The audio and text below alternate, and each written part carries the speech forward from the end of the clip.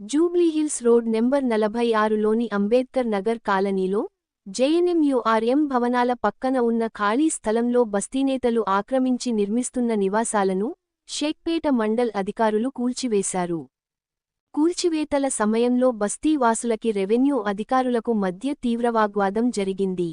ఈ నేపథ్యంలో బస్తీ వాసులు జెసిబి అద్దాలను ధ్వంసం చేయడంతో పాటు మండల అధికారులపై దురుసుగా ప్రవర్తించారు. ప్రభుత్వ స్థలాన్ని ఆక్రమించి అక్రమంగా నిర్మిస్తున్న నిర్మాణాలను కూల్చివేసినట్లు తహసీల్దార్ అనిత రెడ్డి తెలిపారు.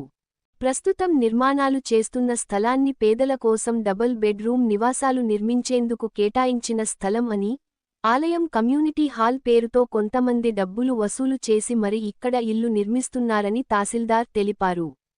జెసిబి అద్దాలను పగలగొట్టిన వ్యక్తులతో పాటు అధికారుల విధులకు ఆటంకం కలిగించిన వారిపై చర్యలు తీసుకోవాలని జూబ్లీహిల్స్ పోలీస్ స్టేషన్లో ఫిర్యాదు చేస్తున్నట్లు ఆమె తెలిపారు. గతంలో ఇక్కడున్న బస్తీ లీడర్పై స్థలమాక్రమించిన ఘటనలు పోలీస్ స్టేషన్లో ఎఫ్ఐఆర్ కూడా నమోదు చేయించినట్లు ఆమె తెలిపారు.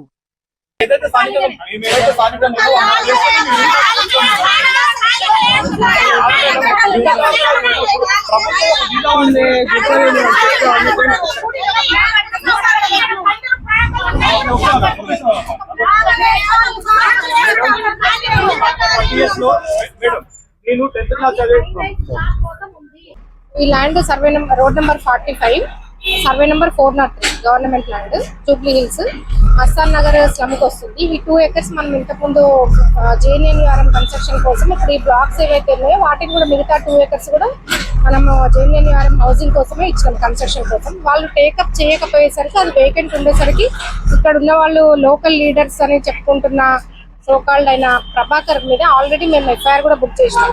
ఆయన కొంచెం లోకల్ గా డబ్బులు వాళ్ళతో వీళ్ళతో ఒకటి కలెక్ట్ చేస్తూ ఇక్కడ ఇల్లీగల్ గా ఒక ఆల్మోస్ట్ 20 గుంటాస్ ఎంక్రోచ్మెంట్ కన్స్ట్రక్షన్ చేయిస్తూ వాళ్ళ దగ్గర అమౌంట్ కలెక్ట్ చేసుకుని వాళ్ళకి ఇల్లు కట్టిస్తా అని చెప్పేసి బేస్మెంట్స్ అవంతా వర్క్ స్టార్ట్ చేసిండు.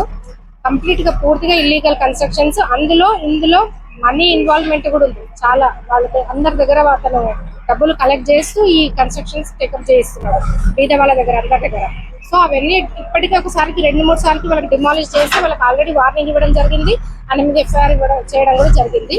అయినా కూడా అతను వినకుండా మళ్ళీ కన్స్ట్రక్షన్ 2 days నుంచి స్టార్ట్ చేసేసరికి మేము ఇవాళ వచ్చి డిమాలిష్ చేస్తున్నాం. అతని మీద ఆల్రెడీ ఎఫ్ఐఆర్ బుక్ అయింది. అశోక్ అనే అతని మీద, అతని పేరు ప్రభాకర్, ఇద్దరి మీద ఆల్రెడీ ఎఫ్ఐఆర్ అయింది. ఇవాళ కూడా మళ్ళీ ఒక అతను కొంచెం మా మీద arrogant గా బిహేవ్ చేయడంతో అతని మీద కూడా వెంకన్న అతని పేరు, అతని మీద, తర్వాత ఇక్కడ ఒక అమ్మాయి లేడీ ఉంది అరుణ, వాళ్ళిద్దరి మీద కూడా ఇవాళ ఎఫ్ఐఆర్ రిజిస్టర్ చేస్తాం. కంప్లైంట్ ఇస్తే తీసుకుంటారు. వచ్చింది ఇప్పుడు పోలీస్ ప్రొటెక్షన్ ఇక్కడే ఉన్నారు కాబట్టి ఇంతకుముందు పోలీస్ ప్రొటెక్షన్ వాళ్ళు రాకముందు కొంచెం వాళ్ళు బిహేవ్ చేస్తారు. ఇప్పుడు వచ్చిన తర్వాత చేశారు. దాని మీదనే అతను వెంకన్న అతను అంటే రాళ్ళు తీసుకొని వేస్తున్నాడు కాబట్టి ఆయన మీద ఇప్పుడు పోలీస్ స్టేషన్ లో కంప్లైంట్ ఇస్తాము.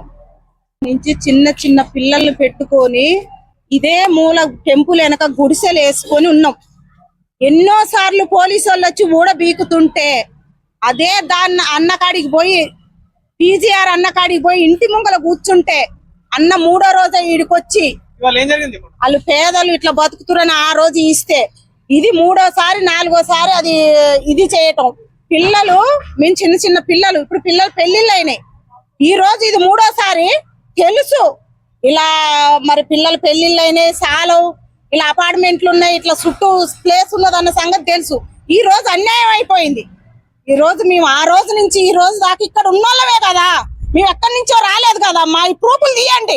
మాకు ఎంతమందికి ఓట్లు ఉన్నాయి, ఎంతమందికి ఇక్కడ ఉంటున్నాం, ఎన్ని సంవత్సరాల నుంచి ఉంటున్నాం, మమ్మల్ని ఇలా ఏడిపియటం ఏంటి? ఇలా ఈ ప్రభుత్వం వచ్చి మమ్మల్ని బాగుపడకుండా చేయటం ఏంటి? ఒక్క రోజు ఒక్కటి నష్టపోతుందంటే రెక్కల కష్టం పోయినట్టే. మేము ఎంత కష్టం చేసుకుంటే ఈడ బతకగలుగుతున్నాం. ఈ గవర్నమెంట్ ఇచ్చిన అపార్ట్మెంట్లల్లో అన్న ఆ రోజు ఇయ్యబట్టికి ఈ రోజు బతుకుతున్నాం. మరి ఏది మాకు న్యాయం? ఏది? ఇట్లా ఎన్నాళ్ళు జరుగుతుంది? అదే ఆ పొక్కిలేని మమ్మల్ని దొక్కించుకుంటూ పోతే అయిపోద్ది. ఈ గోల కొట్టే బదులు ఈ గోల కొట్టడం ఎందుకు? మీకు లేదురా, ఈ అపార్ట్మెంట్లు కూడా ఖాళీ చేయండి, అది ఖాళీ చేయండి, వెళ్ళిపోండి అంటే అన్ని చదువుకొని మా పిల్లల్ని తీసుకొని వెళ్ళిపోతాం కదా. ఊర్లో అంత భూమి ఇచ్చి అంత స్థలాలు ఇచ్చి ఇండ్లు ఇస్తుంటే ఆ రోజులు పెట్టుకొని ఎందుకు మేము ఈ సిటీలో ఓటేసి ఉండటం తెలియదు